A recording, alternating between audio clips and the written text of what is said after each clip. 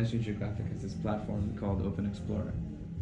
And OpenExplorer allows people like us, regular individual people, perhaps sometimes working in a group like Bye Bye Plastic, you can make that as an expedition. You can be an explorer yourself, or you can be working on an expedition, and that expedition can showcase every step you're doing. And you get followers, people get updates.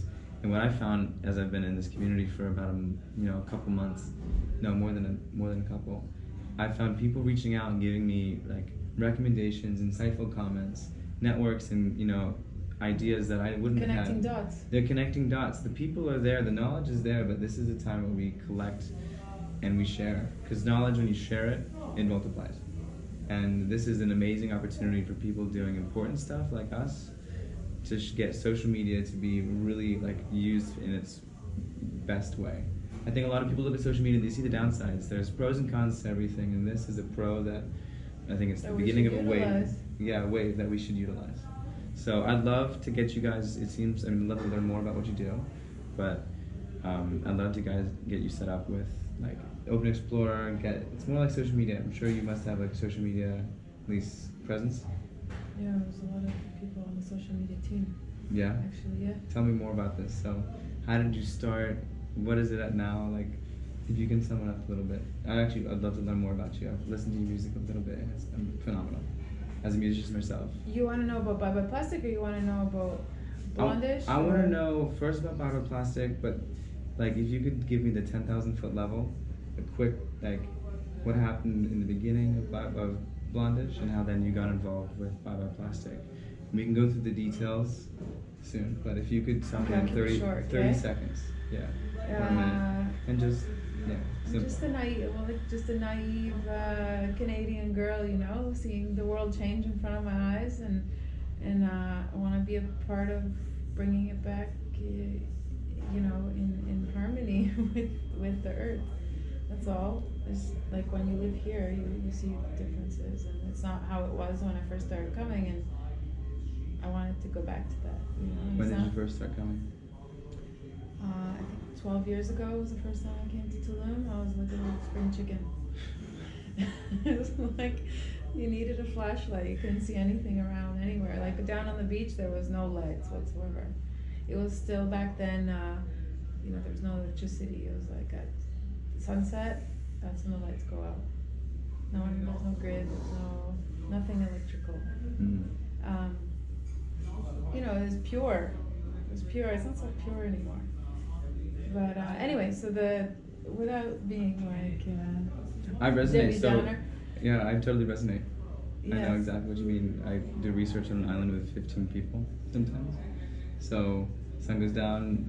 Yeah, we have some electricity, but really the work is over. Yeah, listen, it's not going back to that, but I'm again that naive Canadian girl. So yeah, it's great to see life that life still exists, but it's also important to know that was what it started and it's changing. It's short. You said 12 years.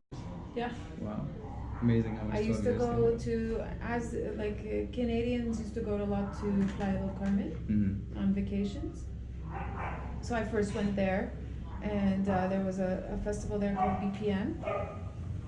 These guys from Toronto started it, and a lot of music people flocked to BPM in early January, which started that kind of influx of people coming here, and then the vibe there for us kind of changed. Just that feeling of a bit of something that wasn't for us, that didn't feel right. Yeah. So we stopped playing at BPM, and we came to Tulum. That was 10 years ago. And that's kind of when this is our place. This is where we felt at home. Yeah.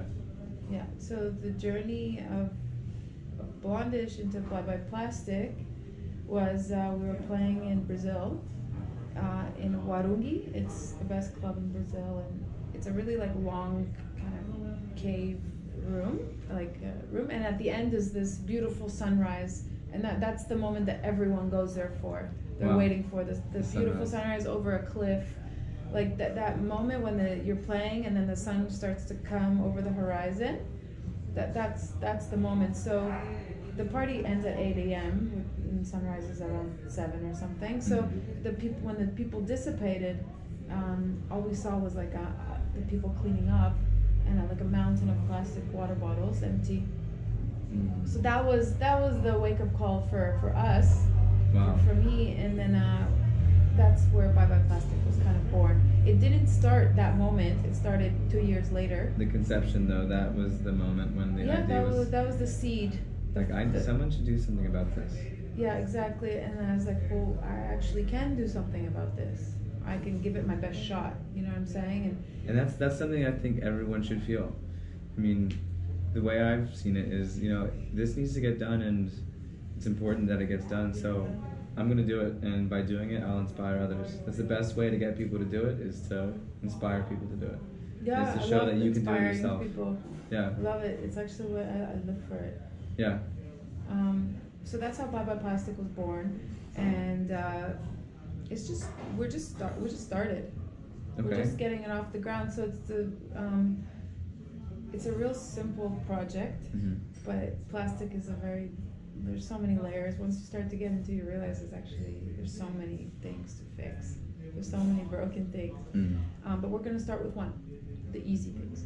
So basically, we figured out that DJs don't have time. Nobody has time anymore. So why don't we make the support system for transitioning from plastic? So every DJ has their own community, and between us DJs we know everyone, and people look up to DJs historically. So we're gonna just make a hotline. So the DJs, before they take a gig, they will know about the project, you know, because their rider says that they don't want any plastic, and then, you know, they say that this project is important to them, about transitioning away from plastic. So what do you think? Asking the venue, opening that conversation, and then right away, like, most venues won't say no. And anyone we've spoken to so far, everyone says yes. They have a sense of corporate responsibility. Yeah, there is. There's a pressure. There's a societal pressure right now. There's a cultural pressure, and this responsibility, but also like the logic of realizing that without being sustainable, like the hotels, they will be here. They will probably be here the longer than most of us. So if they want to be here, it's important that they learn to be sustainable. Of course, and the pressure is on. Mm-hmm. So yeah, that's what we're doing. It opens up conversation, and as soon as they say yes, boom, call the hotline. We take care of it. We help. Everything is every venue party has a unique solution. So it's a one-by-one process. And we're gonna start with single-use plastics, front of house, straws, plastic water bottles, plastic cups, and then if they want to go further, there's also there's different levels and layers. But that's kind of it's a total approach, and we have a huge list of DJs that are ready to just jump on. We're doing a campaign with My Eco Rider. It's a hashtag My Eco Rider. So it's a campaign. It's a nominating campaign between all the DJs. So we're gonna all change our riders. Okay. And that's the goal. Okay. Let's see if it happens. But we're gonna give it our best shot. Okay. Yeah. So we'll be doing this campaign in the next month. You say? Yeah. Yeah. We're getting it together. So the goal is that all the DJs change their riders for single-use plastics in the booth, which is it's a seed we're planting, because these are things that can change overnight, and that's how baby steps. It starts out with the idea that it happens. It's in people's minds. It starts to change the daily decisions they make. Going to the store and saying, I don't need that plastic bag. Going to the airport and not taking an extra straw, or using recyclable. Or just not using the straw. It's changing. Exactly. And changing consumer behavior when we need to rewire our brain. That takes a bit of time, but it's happening. I like a lot of people too. The interesting thing about life is, as generations, we were born into the age of plastic. For us, we believe plastic has always been there and always will be there, but that's not the case. In fact, plastics, as far as Earth is concerned, is a very new thing. It happened in the past couple hundred years. And isn't it only 60 years old? It's 50 or 60 years old? It is brand new as far as this is our society. Oops, let's erase this. It's not a good idea. Let's clean this up. And like you said, start with the easiest thing first. My mom always told me when I have to clean a room, start with the small rooms, because you feel that sense of accomplishment each time you do it. And as you clean up one room, you start to see the progress quicker. and it gives you the hope and, you know, the encouragement to make sure you finish the rest of the stuff. Yeah, it's like there's a tipping point. You know what I mean? It is. Like you were saying, like you need a village to make change, or Yeah. you know, if you, I don't know if you've read the book The Tipping Point, but it's really logic. You start to draw a circle around yourself. You know, so I can make change around my network, and you'll do the same in your network. But eventually, those circles, they start overlapping, and it's a huge circle, and then it's like there's change. So I'm excited for that, and that's just how evolution works, laws of nature. So I'm just following the laws of nature. That's it, and we're able to